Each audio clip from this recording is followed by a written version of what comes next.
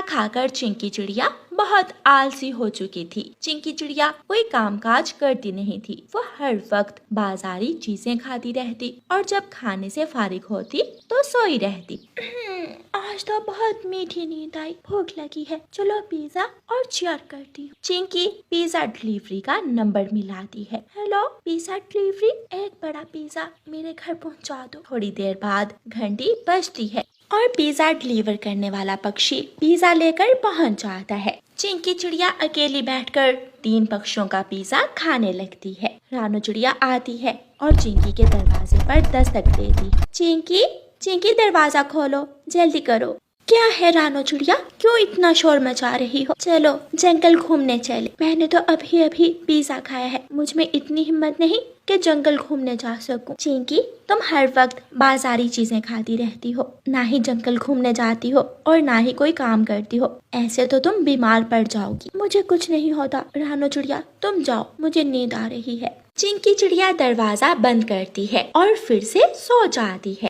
अगर दूसरे या तीसरे दिन चिंकी बाहर जाती भी तो घर के पास ही फास्ट फूड की दुकान पर। भाई जी एक बर्गर और एक कोल्ड ड्रिंक दे दो मुझे। चिंकी बर्गर और कोल्ड ड्रिंक लेती है और वहाँ बैठकर खाने लगती है। चिंकी अभी आधा ही बर्गर खाती है तो उसका पेट भर जाता है। क्या करूं, ये बर्गर तो बहुत बड़ा था, मुझे छोटा बर्गर लेना चाहिए था। पास बैठा भूखा तोता चिंकी से कहता है, चिंकी मैं भूखा हूँ, अगर बर्गर ज्यादा है तो आधा बर्गर मुझे दे दो। क्यों जी, मैं तुम्हें अपना बर्गर क्यों दूं? मैं तो खुद ही खाऊंगी। चिंकी बाकी का आधा बर्गर भी खा लेती है और घर जाकर सो जाती है। वो अपनी फ्रिज में हर वक्त कोल्ड ड्रिंक्स रखती। जब भी उसे प्यास लगती तो वो कोल्ड ड्रिंक ही पीती थी। एक दिन नदी पर बैठी हुई गोरी कौवी चिंकी से कहती है, चिंकी नदी से ठंडा पानी पी लो, तुम ये अपने साथ कोल्ड ड्रिंक क्यों उठाए फिर रही हो? मैंने ये कोल्ड ड्रिंक अपने पैसों से लिया है और हाँ मैं पानी नहीं पीती हूँ। मुझे जब भी प्यास लगती है तो मैं कोल्ड ड्रिंक ही पीती हूँ, इसीलिए पेट मोटा होता जा रहा है तुम्हारा। अगर ऐसे ही चलता रहा तो एक दिन तुम उड़ने से भी जाओगी।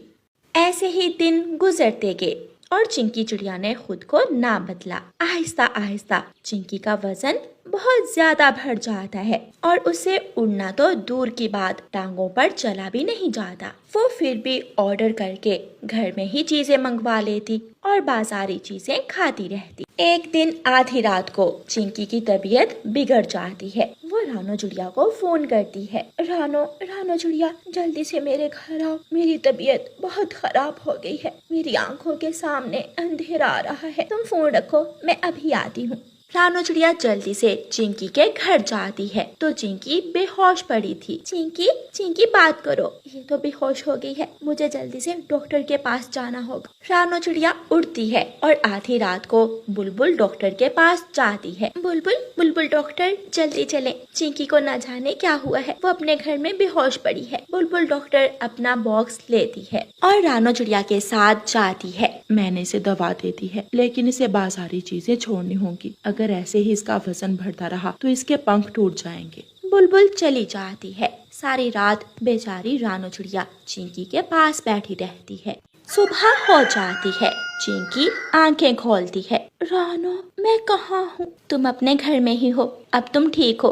रात बुलबुल ने दवा दे दी थी तुम्हें। रानू मुझसे उठा भी नहीं जा रहा। चिंकी बुलबुल ने बताया है कि जब तक तुम बाजारी चीजें नहीं छोड़ोगी और कसरत नहीं करोगी तो तुम ठीक नहीं हो सकती। रानू बहन शुक्रिया मेरी मदद करने के लिए। फिर चिंकी बाजारी चीजें छोड़ देती है और वो घर का दाना पानी खाने पीने लगती है। रानू चिड़िया हर रोज सुबह सवेरे चिंकी को उठाकर घर से बाहर ले जाती। कुछ ही दिनों बाद चिंकी उड़ने लगती है और उसका वजन भी कम होने लगता है। अब वो पहले से बहुत ठीक थी। रानू चिड़िया चले हम जंगल घूमने जाती हैं, हम झरने की सैर करेंगे और हम फूलों से बातें करेंगे। अगर ऐसे ही बाहर अंदर आ जाओगी और घर का खाना खाओगी तो देखना तुम बहुत जल्द पहले जैसी हो जाओगी। फिर चिंकी और रानू चिड़िया दोनों जंगल चली जाती हैं। प्यारे दोस्तों, इस कहानी को लाइक, अपने दोस्तों के साथ शेयर